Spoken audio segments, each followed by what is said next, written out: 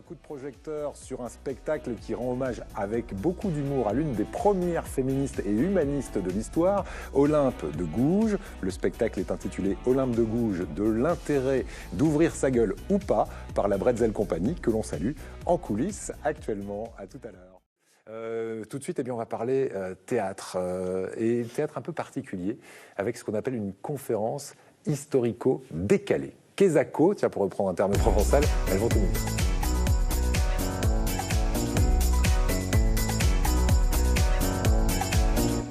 La Bretzel Company est avec nous.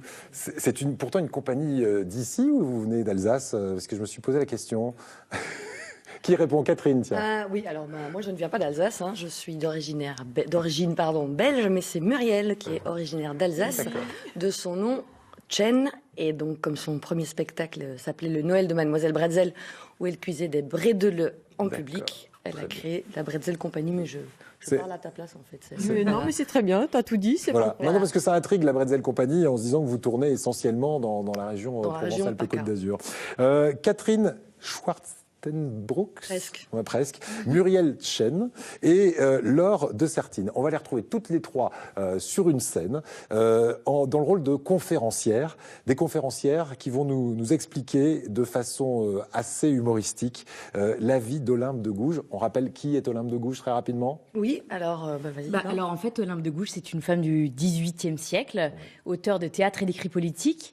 Que vous dire, c'était une des premières anti-esclavagistes en France, par exemple, et elle est très connue pour avoir publié en 1791 la Déclaration des droits de la femme. Voilà, donc une humaniste avant la lettre. Exactement. On le rappelle, au XVIIIe siècle. Le but de votre conférence historico-décalée, c'est d'apprendre en s'amusant, vraiment? C'est exactement ça. Voilà. Parce qu'il y a du vrai, il y a de l'histoire, et puis il y a du délire. Exactement. Donc en fait, ce qui est vrai, c'est l'histoire d'Olympe de Gouges, qu'on a envie de faire découvrir aux gens, ou redécouvrir, ou approfondir tout ce qu'on connaît sur Olympe.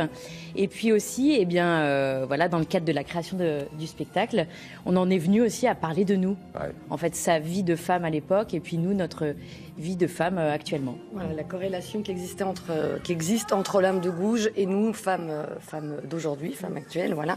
Savoir comment elle résonnait en nous, et quelle était aussi notre vision, parce qu'on a tous les trois une vision un petit peu différente d'Olympe, on n'est pas toujours d'accord. Ouais, c'est trois conférencières et trois visions d'Olympe de Gouges. Vous savez quoi? Ça vous dit d'avoir un extrait comme ça en direct sur le plateau? Comment on vous a toutes les trois conférencières sont là. Moi j'ai envie que vous nous fassiez un petit extrait. On est quoi, au début, au milieu de la pièce? On est après un quart d'heure du début du spectacle, en fait. Voilà. Eh bien, on vous écoute. Allons-y, comme ça, on se plonge dans l'ambiance.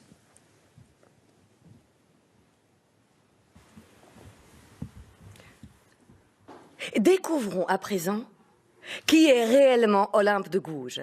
Quel est ce personnage souvent méprisé, parfois admiré? Je vous propose à présent de plonger en Olympe.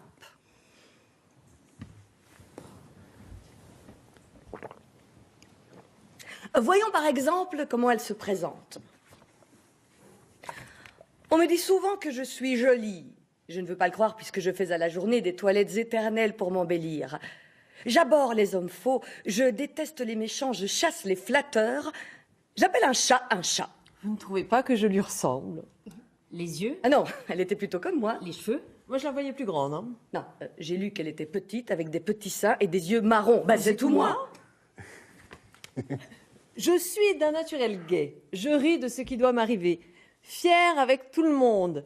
Simple, parce que jamais les titres ni les honneurs n'ont pu m'éblouir. Je suis née avec un caractère emporté, avec un cœur trop sensible. C'est tout moi. Revenons à Olympe.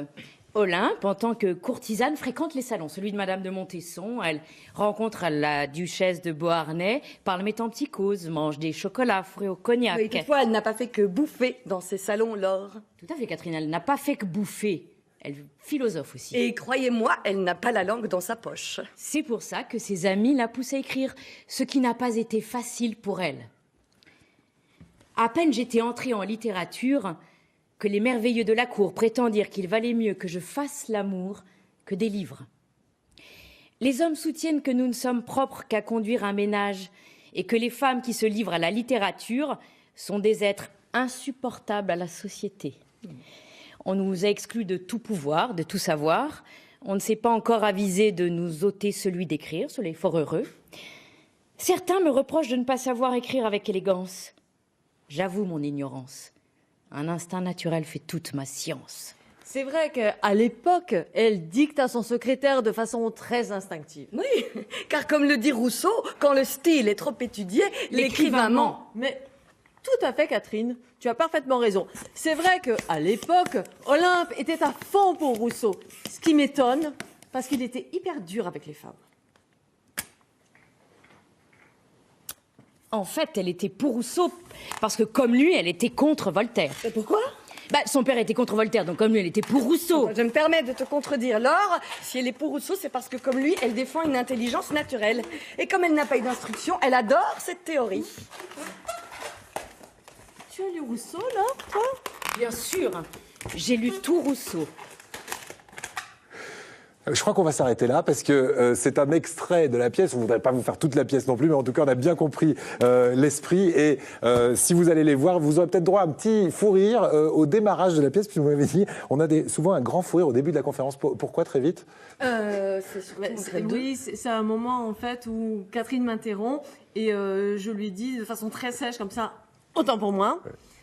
Et après, je rejoins Laure, et il y a un moment où nos regards se croisent, et là, c'est redoutable. On a un mal, mais un mal. Alors, allez voir Olympe.